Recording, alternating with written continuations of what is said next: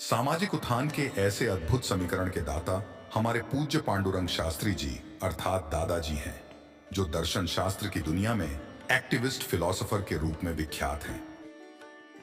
एक सज्जन को बचपन से ही विज्ञान के प्रति आकर्षण था, इसीलिए उन्होंने किसी भी बात या विचार के प्रति समझ विकसित करते समय प्रमाण पर जोर दिया। साथ ही उन्हें इस विचारधारा की पुष्टि इसरो जैसी प्रतिष्ठित संस्था से जुड़कर भी मिली। समाज में जड़ जमा चुकी छुआछूत की समस्या एक बार मन में आई। किसी को छू लेने से अपवित्र हो जाते हैं। किसी व्यक्ति को छूने से अपवित्र कैसे हो जाते हैं, यह बात समझ में नहीं आई। उन्होंने दादाजी से गीता का एक संदर्भ सुना, सर्वस्य चाहम हृदि सन्निविष्टो। भगवान स्वयं कहते हैं, मैं सबके हृदय में हूं, अर्थात संसार में कोई अछूत नहीं है, क्योंकि सभी में राम का वास है। एक आदमी अशिक्षित, अस्वच्छ, असभ्य हो सकता है, लेकिन अछूत कभी नहीं हो सकता। हाँ, जिसमें राम अर्थात जीव निकल गया है, उसे अछूत माना गया है। इसीलिए किसी को शमशान पहुंचाकर बाद में स्नान करना पड़ता है। दादाजी के ऐसे ईश्वर केंद्रित, तार्किक, तर्कपूर्ण विचारों ने उन्हें छू लिया। हम अक्सर बुद्धिजीवियों से सुनते हैं कि क्या कुछ वर्ग कभी सुधरेंगे, लेकिन दादाजी से उन्हें एक अलग समझ मिली कि हमें किसी को सुधारना अथवा सुधारक नहीं बनना है। पहली बात यह है कि हम अपनी दृष्टि में बदलाव लाएं। सभी को भाईचारे की दृष्टि से देखना चाहिए, तभी दूसरों के प्रति पूर्ण प्रेम जागृत होगा, तभी हम में बदलाव आएगा और तभी भगवान भी इसमें बदलाव लाएंगे। यह कितनी अच्छी बात है। दादाजी ने यह बात सिर्फ थ्योरी के तौर पर नहीं कही, उन्होंने इसे प्रैक्टिकल करके भी दिखाया। उनका असीम प्रेम आज करोड़ों परिवारों की कड़ी बन गया है। सामान्य समझे जाने वाले लोगों में वृत्ति निर्माण का भगीरथ करने का महान कार्य करना इसलिए संभव हो सका क्योंकि दादाजी किसी को भी सामान्य नहीं मानते थे। दादाजी ने त्रिकाल संध्या दी, जो मनुष्य को ईश्वर के प्रति कृतज्ञ बनाती है। दादाजी कहते हैं, त्रिकाल संध्या एटम बम है, जिसका अर्थ है जबरदस्त शक्ति का बंडल। इसी प्रकार त्रिकाल संध्या के 10 श्लोकों में ऐसी शक्ति है जो सच्ची समझ जगाती है और जीवन में विकारों का नाश कर सद्गुणों का सृजन करती है।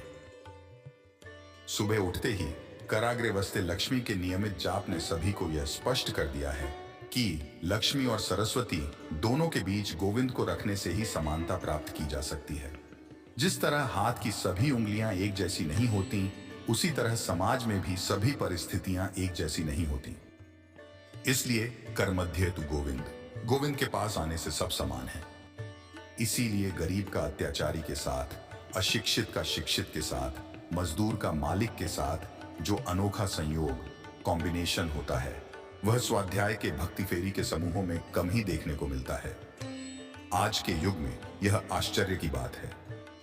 जब आप इसरो के उपग्रह संस्थान के उपग्रहों द्वारा ली गई तस्वीरों को देखते हैं, तो पृथ्वी नीली साड़ी पहने हुए दिखाई देती है, क्योंकि पृथ्वी का 70% क्षेत्र महासागर से ढका हुआ है। दादाजी ने त्रिकाल संध्या में समुद्र वसने देवी अर्थात समुद्र रूपी वस्त्र धारण करने वाली धरती माता शब्दों के माध्यम से हमें हर दिन वैज्ञानिक तरीके से याद दिलाते हैं। फिर भी वह स्वयं श्रेय न लेकर सारा श्रेय ऋषियों को, संतों को देते हैं। विज्ञापन के युग में विज्ञापन के बिना शांति से चल रही प्रवृत्ति अर्थात स्वाध्याय। एक गुजराती कहावत है, बिना बोले बोर नहीं बिकेगा। ऐसी कहावत के विपरीत कच्छ में भूकंप के बाद पुनर्निर्माण कार्यों पर यूएनडीपी की रिपोर्ट पढ़ने के बाद यह समझ आता है कि स्वाध्याय परिवार, जिसके पास पुनर्निर्माण के बारे में शुरू से लेकर कोई प्रचार प्रसार नहीं था, अंत में 4000 मकान तैयार कर दिए। यूएनडीपी की इस रिपोर्ट को पढ़कर यह समझ आता है कि दादाजी बोर बेचना नहीं चाहते, अर्थात प्रचार नहीं चाहते, इसलिए किए गए काम के बारे में कभी बात नहीं करते। दादाजी का तत्व ज्ञान है कि एक भाई दूसरे भाई की मदद करता है, इसमें प्रचार किस बात का। सीधे शब्दों में कहें तो where there is a medical college there must be a hospital, अर्थात जहां मेडिकल कॉलेज है वहां अस्पताल भी जरूर होगा। सिर्फ कोई थ्योरी पढ़कर किसी मरीज की फिजिकल सर्जरी करना संभव नहीं है, प्रैक्टिकल भी जरूरी है। इसी प्रकार दादाजी ने तत्व ज्ञान को जीवन में उतारने के लिए स्वाध्याय केंद्रों के साथ अनेक प्रयोग दिए हैं।